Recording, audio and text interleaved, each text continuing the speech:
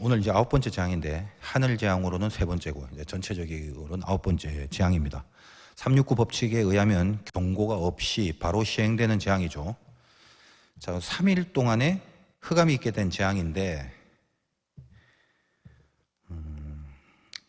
우리가 이제껏 살펴본 바로는 이 재앙의 강도가 이렇게 점점 세졌잖아. 처음에는 그냥 성가시게 만들었다가 그 다음에 이제 상해를 입히고 그 다음엔 죽음까지 이르는 그런 재앙들이 있고 오늘이 이제 10번째 마지막 6월절 그걸 앞두고 마지막 9번째 재앙.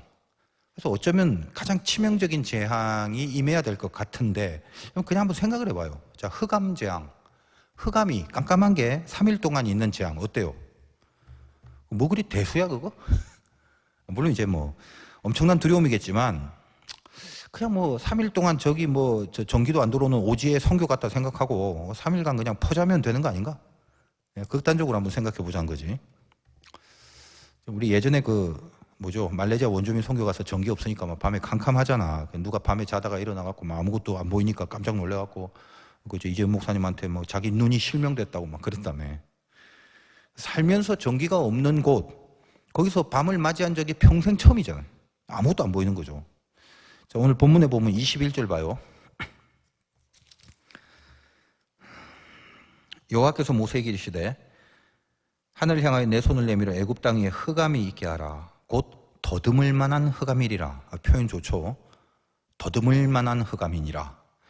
뭔가 이제 보여야 움직이는데 더듬을 만한 거라는 것은 무지하게 밀도가 꽉 차 있는 그런 어둠 같은 느낌이죠. 빛이라는 게 어둠 속에 꽉 막혀서 빛에 절대 틈도 없는 그런 느낌이거든. 그러니까 안 보이니까 도둥거려야 되지. 그러면서 뭘 찾고 그러겠죠. 23절 봐요. 그동안은 사람들이 서로 볼 수 없으며 자기 초소에서 일어나는 자가 없으되 온 이스라엘 자손들이 거주하는 곳에는 빛이 있었더라.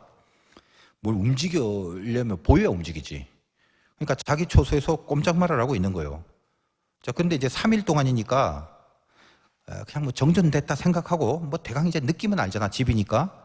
뭐 집에 뭐 있는 거 손으로 더듬어서 뭐 찬장 같은 거 여기 찬장이었자고 열고 뭐 라면 찾아갖고 부셔 먹고 옆에 냉장고에 있지 냉장고 물고 열어서 뭐 물 꺼내 먹고 그러면 되잖아. 휴가 왔다 생각하고 뭐 계속 자면 되잖아요. 제가 이제 참 피곤기가 심해져서 그런지 은근히 난 3일 동안 흑암 재앙 좀 왔으면 좋겠어. 계속 잠이나 좀 자게. 그러다가 이제 심심하면 기도하고 뭐 눈 감고 기도할 필요도 없어. 안 보이니까 그냥 눈 뜨고 기도해도 될 것 같아. 무슨 말입니까? 솔직히 이제껏 점층적으로 심해지는 재앙의 분위기를 비교했을 때 마지막 재앙치고는 별로 뭐 그렇게 큰 재앙인가 싶단 말이지. 뭐 이런 식으로 이렇게 이 관점으로 바라보는 사람은 아무리 찾아봐도 이제 교계에 저밖에 없는 것 같아요. 그래서 이제 제가 정상인가 싶어. 여러분 어떻게 생각해? 내가 좀 비정상적인가? 정상인가? 예, 목사님 좀 이상한 것 같아요. 그렇게 말하는 사람들은 한번 대답을 해봐요. 그러면 앞에 메뚜기 재앙으로 다 물어 뜯겨 죽는 재앙이나 몸에 온통 악성 종기가 생겨갖고 막 얼굴이 다 뭉개지는 그 재앙이나 그런 재앙들하고 오늘 흑암 재앙하고 하나만 골라서 당해야 한다면 여러분 뭘 택할 거야? 난 무조건 흑암 재앙 택할 것 같은데 내가 틀린 건가? 여러분 안 그래요?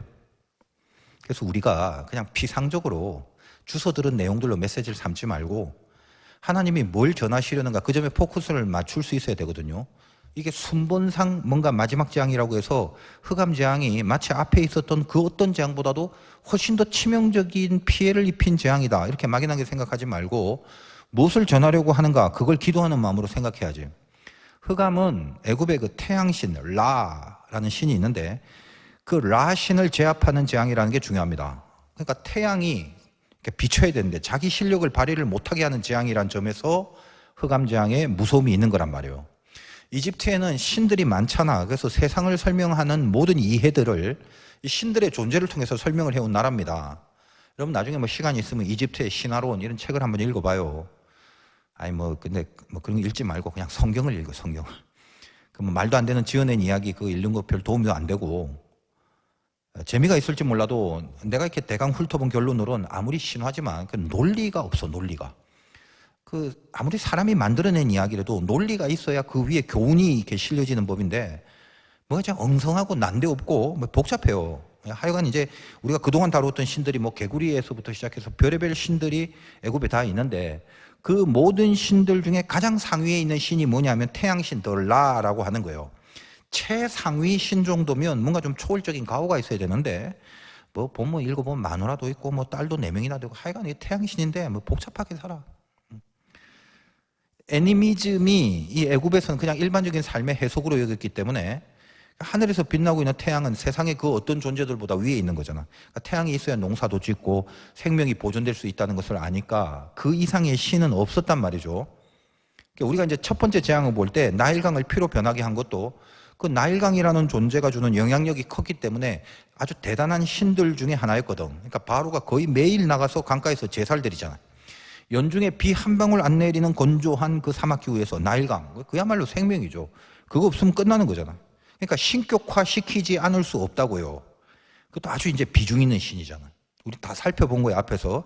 그래서 그 나일강의 신 하피 혹은 크눔이란 신이었고 상위 레벨에 있는 신이었단 말이에요. 그리고 이제 뱀 같은 것도 상당한 신이었잖아. 독이 있으니까 어떤 동물도 다 죽일 수 있고 더군다나 이 뱀은 활동 범위가 어때요? 수륙 양용인지 강에도 살고 육지도 살고. 그래서 보통 이 바로 왕들 그 머리에 이제 코브라 같은 거 이런 거 늘 새겨갖고 그렇게 쓰고 다니잖아요. 하여간 이 모든 신들 중에 어쨌든 최상위는 라란 태양신이었단 말이에요.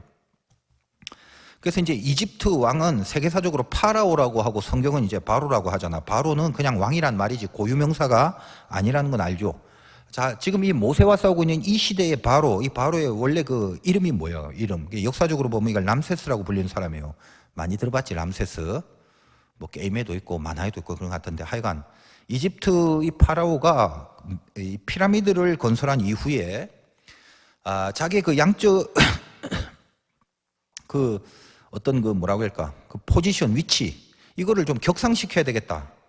그래서 자기 권위를 위해서 스스로 자기는 태양신의 아들이라고 해서 자기도 신의 자리에 서 있게 되는데 애굽인들도 그렇지만 바로도 그렇고 모두 이 태양신 라에 대해서는 아주 절대적인 신앙을 갖고 살아온 민족이었단 말입니다. 이집트라는 곳이. 근데 그 태양신이 쪽을 못 쓰게 하는 재앙, 그게 흑암재앙이란 말이에요. 그래서 그 부분이 그 어떤 재앙보다도 마지막으로 가장 치명적인 두려움을 주는 재앙이 되었던 이유더라라는 것입니다. 애굽의 존재 기반을 흔들어버린 재앙이거든. 이 흑암재앙 때문에 읽어보면 뭐 누가 죽었다거나 상처를 입었다거나 그런 내용 없잖아. 그러나 바로 이 흑암이 그 다음에 나오는 6월절 재앙에 애굽의 장자들이 예외 없이 모조리 죽는 재앙으로 연결되는 마지막 경고 메시지, 그 연결고리가 되는 거예요. 한번 여러분 살펴봐. 출애굽기 11장 4절 봅시다. 거기 6월절 이렇게 돼 있어요. 모세가 바로에게 이르되 여호와께서 이와 같이 말씀하시기를 밤중에 내가 애굽 가운데로 들어가리니, 그래서 다 죽이겠다는 거거든요. 그러면 장자가 죽는 6월절 재앙이 언제 시행된다고 했어요? 밤중에. 그러니까 오늘 흑암 재앙은 그야말로 마지막 선전포가 되는 거야.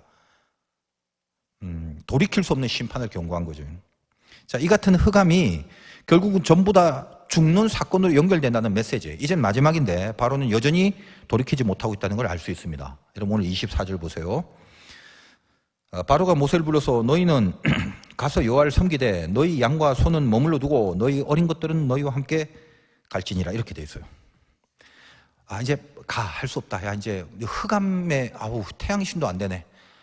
가. 근데 양과 소는 냅두고 가. 그거죠. 왜 그래요? 지금 양과 소가 있어야 하나님께 제사를 드리는데 결국은 하나님께 예배를 드리지 말라는 것이 마귀의 목적이었다는 것이 드디어 이게 밝혀진 거예요. 우리가 여기서 이제 한 가지 중요한 메시지를 얻고 가야 되는데, 이제껏 쭉 9가지 재앙을 통해서 바로가 그 단계별로 처음부터 어떤 반응을 보였는지, 이게 마귀가 우리에게 접근하는 하나의 단계의 내용인데 그거 한번 살펴보기로 합니다. 제일 처음에 어디서부터 나오나? 5장 2절에 나와요. 처음에 이제 가서 이제 애굽에서 우리가 나갈 거다 했더니 5장 2절에 바로가 이르되 여호와가 누구이기에 내가 그의 목소리를 듣고 이스라엘을 보내겠느냐? 나는 여호와를 알지 못하니 이스라엘 보내지 아니하리라. 한마디로 그냥 욕을 거절하죠. 처음에 그런단 말이다. 안 돼. 그러다가 이제 파리 재앙을 당하고 나서 8장 25절에 바로가 어떻게 나오나 봐. 바로가 모세와 아론을 불러 이르되 너희는 가서 이 땅에서 너희 하나님께 제사를 드려라. 그러니까 이 땅에서 제사를 드리란 말이에요. 무슨 말이야?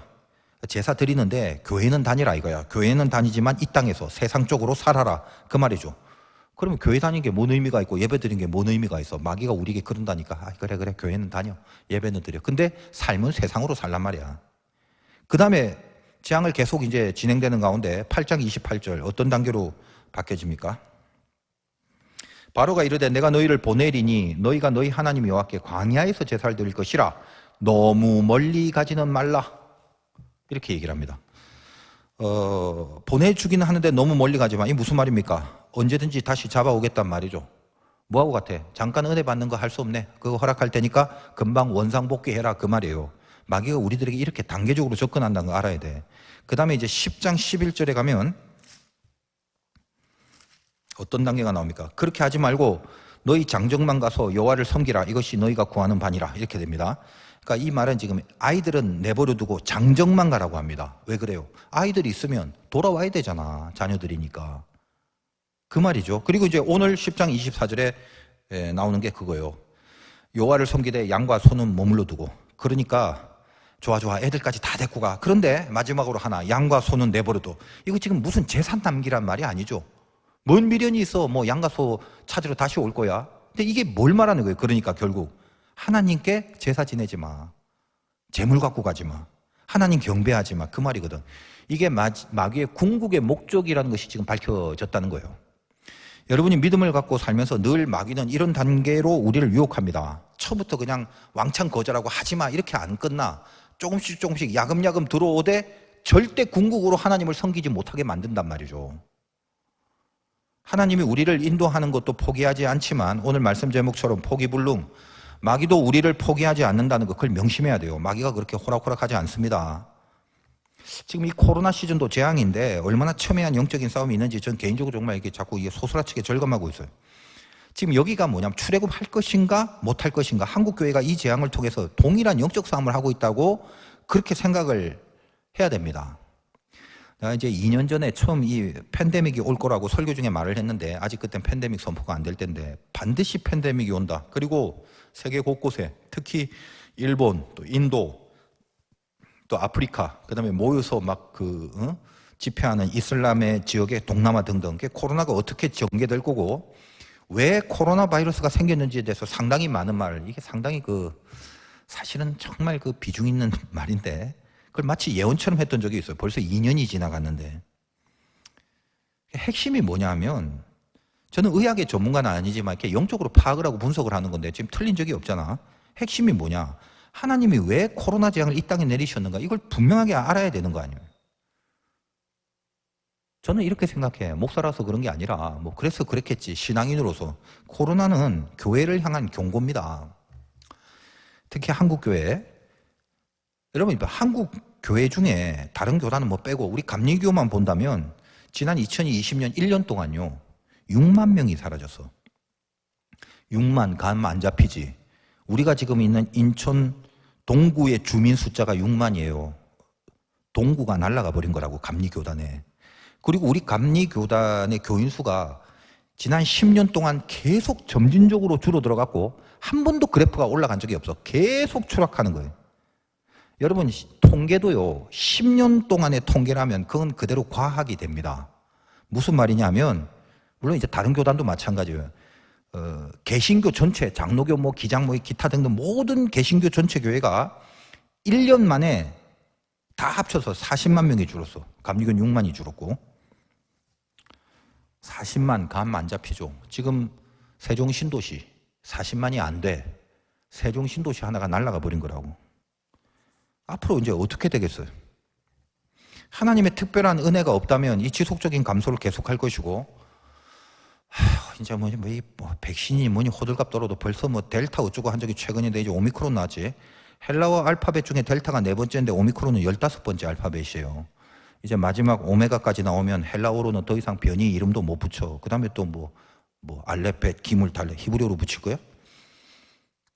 이제 또 화이자, 모더나가 천문학적인 수입이 있어 왔는데 오미크론 변이는 지금 백신이 안 통한다니까 거기에 맞는 백신 또 맞아야 될 거 아니야. 돈 많이 벌 거예요 회사들. 지금 말씀 전해야 되는데 코로나에 대한 이야기 쪽으로 자꾸 꽂히게 돼서 일단 각설하고. 제일 중요한 쟁점이 뭐냐 이 말이에요. 답답한 게 우린 전부 다 이거죠. 코로나가 종식되고 예전으로 돌아갈 걸 기대하고 그거 기다리고 있거든. 그게 문제 파악을 못하고 있다는 증거란 말이지. 지금 다른 건 모르겠고 이제 교회 이야기 하는 거예요. 그래서 위드 코로나 이후에 어떤 모습으로 보여줄까 내가 궁금했는데 뭐 역시나 아직도 정신 못 차리고 있는 게 자꾸 내 눈에 보인단 말이지. 뭘 어떤 점에서 교회가 정신 못 차리고 있는지 내가 진단을 좀 낱낱이 해주고 싶지만 지금 이 시간 젊은 예배 때 여러분들 이렇게 가만 보면 여러분들이 무슨 죄가 있어? 응? 지금 이 예배를 드리려고 앉아 있는 것만 해도 여러분들 정말 눈물겹게 잘하고 있는 건데 이거 지금 이 메시지를 위해서도 필요한 내용들인데 이거 뭐 제가 개인적으로 무슨 말을 어떻게 하더라도 기독교 전체가 개선될 여지가 없기 때문에 그냥 다 일단 삭히기로 합시다. 우리끼리라도 최선을 다해보자는 마음으로 다시 우리 본문에만 한번 집중해보자고. 시간 많이 걸릴지 모르니까 본문만 보자. 그래도 일단 우리 중요한 거 하나만 내가 말하자면 우리 지금 다 이런 식이야. 하나님, 코로나를 속히 종식시켜 주시고 다시 예전처럼 돌아갈 수 있게 해주세요. 이제 예전처럼 할 수 있다면 전보다 더 열심히 신앙생활하고 교회도 안 빠지고 더 열심히 헌신하고 봉사하고 그렇겠습니다. 그러고 있거든. 근데 하나님은 뭐라고 하시는지 그거 명심해야 돼요. 하나님 뭐라고 하세요? 니들 예전처럼 돌아가지 마라. 예전에 뭘 위해서 열심히 교회 다녔냐? 절대 예전처럼 돌아가지 마. 이제 내가 그 꼴 못 보겠다. 아직도 예전처럼 할 생각이라면 나 코로나 안 끝낸다. 그러시는 거예요 지금. 제발 이 코로나 종식을 기도하지 말고 여러분의 옛사람을 종식시키는 그 기도를 하란 말이에요. 그 기도를 교회가. 뭘 자꾸 하려고 하지 말고 뭐가 좀 되라고 하시잖아. 일단 되고 나서 하라고. 되지도 않고 뭘 하려고 하냐 자꾸.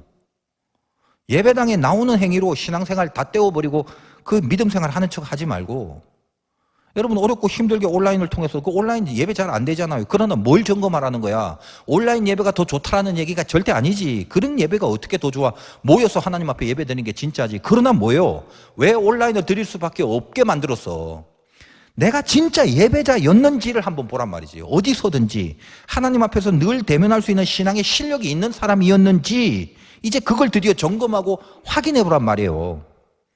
남들이 볼 때 사람들 옆에 있을 때 사람들 의식해서 헌신하고 봉사하고 나는 교인들 보면 헌신하고 봉사는 대부분이 다 사람들 의식하고 사람들 사이에 책임감 때문에 하는 거지 정말 하나님을 사랑하고 하나님의 뜻을 이루려고 헌신하고 봉사하는 사람 그렇게 많지 않다는 걸 알고 있단 말이지.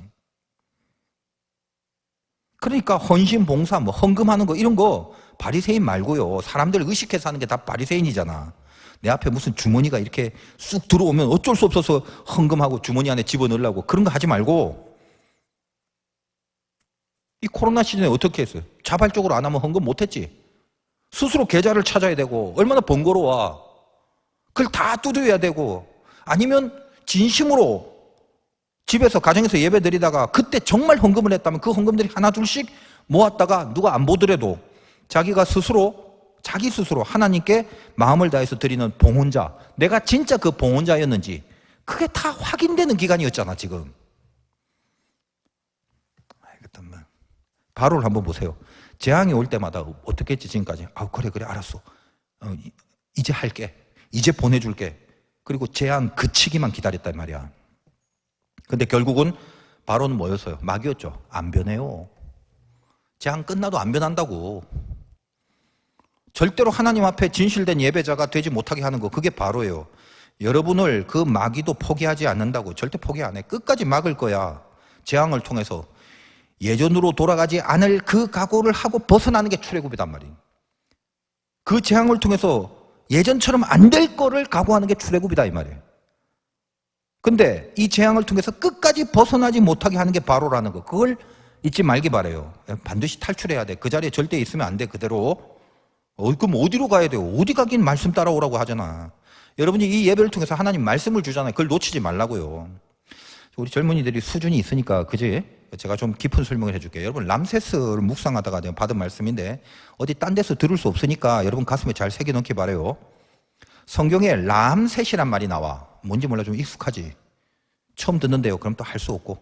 람셋이라는 것은 람세스의 집이라는 뜻인데 아까 람세스가 뭐라고 그랬어요? 이 바로의 자기 이름이랬지. 그러니까 람셋은 람세스의 집이라는 뜻인데 그것이 원래 그대로 지명 이름이 돼서 사용되고 있습니다. 여러분 출애굽기 1장 봐. 1장 11절 거기에 나와요. 우리 처음 출애굽기 할 때.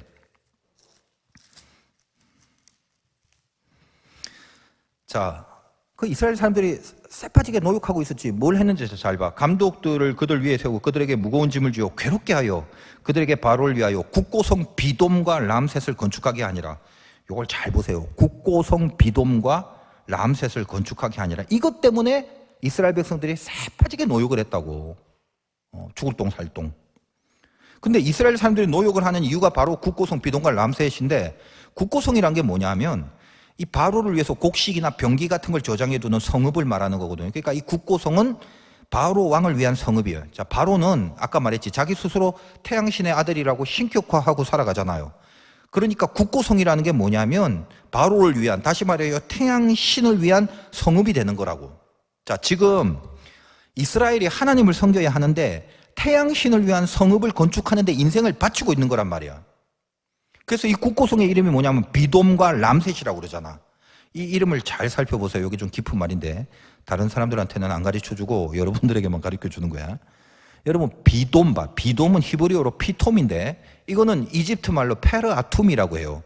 페르아툼이 무슨 말이냐면 아툼의 집이란 말이야. 그럼 아툼이 누구냐 하면 태양신 라를 저녁에는 뭐라고 부르냐면 아툼이라고 불러요. 그러니까 결국 뭐냐면 아툼의 집, 비돔이란 말은 태양신 라의 집이란 말이야. 그게 비돔이야. 그리고 람셋은 람세스의 집이란 뜻이었죠. 근데 람세스가 누구랬지? 당시에 바로 이름이랬죠. 그런데 람세스의 이름을 분절을 해보면 태양신 라에 더하기 모세입니다. 라 모세, 이게 합쳐서 람세스예요. 그러니까 여러분, 모세라는 말이 나서 좀 의아해한데 당시 이집트에는 이 모세라는 이름이 굉장히 많았어요. 모세의 원래 이집트 말이 태어난다, 이런 말이야. 태어난다. 그러니까 이집트에서 모세라는 이름은 왕들의 이름도 많이 쓰였습니다. 그 유명한 이집트 파라오 왕 중에 여러분 잘 모르겠지만 투트 모세, 또 아 모세, 이런 이름이 많거든. 그 모세가 들어간단 말이지. 지금 이 바로의 이름인 람세스는 태양신 라와 태어난다라는 모세라는 그게 합쳐서 람세스라고 한 거니까 태양신 라가 낳았다라는 뜻이지. 그래서 태양신의 아들이란 말이에요. 그 람세스의 집이라는 뜻으로 람셋이란 국고성을 건축하고 있단 말이에요. 근데 원래 이 람셋이 어디였냐 하면 국고성을 건축하기 전에 지명으로서의 람셋이 어디에 있냐면 창세기에 나와. 마지막 요셉이 총리 대신이 됐을 때 창세기 47장 11절인데 그때 이런 표현이 됩니다. 요셉이 바로의 명령대로 그의 아버지와 그의 형들에게 거주할 곳을 주되, 이 내용 다 알죠?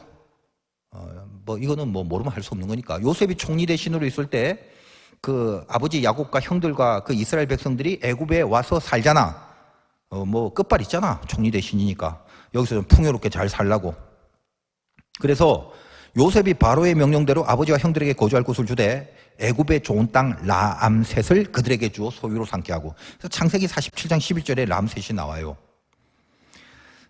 그러다가 이제 요셉이 죽고 나서 세월이 좀 지난 다음에 그들이 거주했던 그곳 람셋이 람세스의 국고성으로 건설된다는 거예요. 이거 어떻게 보면 굉장히 영적인 굴욕이란 말이지. 하나님을 섬겨야 될 민족이 거기까지 와서 그곳에 사는데 하나님을 섬기면서 살아야 될 그곳 람셋이 태양신을 위한 성읍으로 만들어지고 있단 말이에요. 자, 그런데 이후에 드디어 이 재앙을 끝나고 6월절이 끝난 다음에 출애굽의 대장정을 요시 땅 출발하는 그곳이 어딘지 그거 한번 살펴봐요. 출애굽기 12장 37절. 나중에 다루겠지만 이렇게 돼 있지. 이스라엘 자손이 람셋을 떠나서 숫곳에 이르니 유아외에 보행하는 장정이 60만 가량이에요. 이게 뭐냐면 첫 출애굽 출발 그 시점이야. 그게 람셋이다 이 말이에요. 얼마나 이 시사하는 게 깊어요. 여러분 누구 자녀입니까? 여러분 태양신의 자녀야? 여러분이 람세스야? 여러분이 세상의 자녀냐고? 여러분 람세스는 태어난다라는 모세 앞에 라가 있어요. 근데 모세는 그 람세스와 지금 싸우고 있잖아. 우리가 알고 있는 모세는 앞에 라가 없어. 좀 어려운 말일지 몰라도 여러분 히브리 말로 메쉬라는 게 물에서 건졌다는 뜻인데 이 메쉬라는 게 모세하고 번역이 똑같죠. 바로의 공주가 물에서 건져냄을 당한 이 메쉬를 갖고 모세라고 했는데 이집트어로는 모세라는 게 그냥 태어났다라는 말로 알고 있지만 하나님의 섭리가 참 기가 막히지. 이집트 사람이 그렇게 태어났다 정도로만 알고 있는 그 모세라는 이름이 그 시작이 어디서 비롯된 것인지 성경을 통해 가르쳐 주고 있잖아. 내 자녀 모세, 내가 이스라엘을 구원하기 위하여 세운 그 종은 누구의 자녀도 아니고 건져 올린 자, 구원받은 자, 하나님이 구원한 하나님의 자녀다. 바로 그 메시지가 있는 거예요. 모세 앞에 어떤 것도 없다고. 모든 파라오들이 대부분 모세 앞에 다른 것들이 붙어지면서 그가 태어난 출처가 뭔지를 말한단 말이에요. 람세스, 태양신 라의 아들, 투트 모세, 투트는 지혜의 신의, 지혜의 신의 아들, 모세, 아는 달의 신의, 달의 신의 아들, 이렇게. 그러나 모세는 뭐예요? 물에서 건져 올린 자. 아무것도 없어. 오로지 하나님의 섭리가 아니면 살아갈 수 없는 자. 그게 모세란 말이에요. 이 하나님의 아들에게 우상의 아들이 말합니다. 다시 말하여 모세에게 바로인 람세스가 말합니다. 오늘 본문 28절, 10장 28절. 바로가 모세에게 이르되 너는 나를 떠나가고 스스로 삼가 다시는 내 얼굴 보지 말라. 네가 내 얼굴을 보는 날에는 죽으리라. 이게 뭐란 말이에요? 마귀가 우리한테 하는 소리지. 근데 이거보다 더 중요한 게 있어요. 하나님의 아들인 모세가 우상의 아들인 람세스에게 그 다음에 어떻게 말합니까? 29절. 모세가 이르되 당신이 말씀하신 대로 내가 다시는 당신의 얼굴을 보지 아니하리이다. 다시는 네 얼굴 안 보겠다. 이럽니다. 바로 입장에서는 마지막 기회를 잃어버린 거죠. 이 말이. 모세는 바로에게 마지막 기회를 철수한 거죠. 마귀는 끝까지 포기하지 않습니다. 뭘요? 우리가 하나님을 예배하지 못하게 하는 거 절대 포기 안 해요. 절대 예배 못 드리겠고 끝까지 할 겁니다. 그러나 하나님도 절대로 포기하지 않으시죠. 뭘요? 하나님을 예배하는 자로 살게 하는 거. 그래서 결론은 뭐야? 결국 출애굽을 시키잖아. 마지막 유월절을 통해서 그토록 끝까지 포기하지 않았던 마귀가 어린 양의 피 앞에 손을 들어버립니다. 그게 출애굽이야. 하나님이 포기하지 않으시면 마귀는 절대로 우리를 이길 수 없는 거지. 하나님이 포기하지 않기 때문에 마귀는 하나님의 계획을 방해할 수 없다는 거죠. 우리 출애굽을 위해서 어떻게 했어요? 피를 흘리시기까지. 그리고 대신 우리를 위해서 죽으시기까지 한 하나님의 그 사랑. 이게 진짜로 포기불능이다 이 말이에요. 여러분 인생을 람세스로 살아갈 건가 모세로 살아갈 건가 오늘 말씀 앞에 결단하기 바랍니다. 더듬거릴 만한 흑암? 여러분 인생 더듬거리고 살지 마. 왜 더듬거리냐? 응? 확신이 없고 보이지 않아서 그런 거죠. 안 그래? 근데 왜 안 보여? 인생이 흑암 속에 있어서 그런 거거든. 모세가 아니라 람세스라서 그런 거란 말이야. 세상의 자녀로 살아가려니까 안 보이는 거지. 이 어둠 가운데 이스라엘 백성이 사는 곳에는 어때요? 23절에 빛이 있더라. 세상의 자녀에겐 빛이 없는데 이스라엘 백성 하나님의 자녀로 살아가면 빛이 있단 말이에요. 여러분 모세 오경 첫 부분이 창세기죠. 해와 달과 별들을 하나님이 만드셨다고 선포를 하는 거야. 그러면 이 애굽에서 살던 이스라엘 백성들이 그 성경을 봤을 때 창세기를 읽고 있는 이스라엘의 마음이 어쩔 것 같아? 그토록 오랜 시간 그 최고의 신인 태양신의 성읍을 만드느라 인생을 바치는 그 모습이 얼마나 어리석고 헛된 건지 깨달았겠지. 태양은 섬겨야 될 우상이 아니라 하나님이 만드신 피조물임을 알게 된 거예요. 여러분 시기에 중요한 게 뭐죠?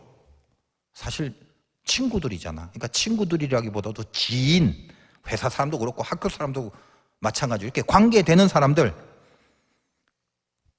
람세스 같은 사람들 만나지 마. 람세스 밑에 있으면 힘들어요.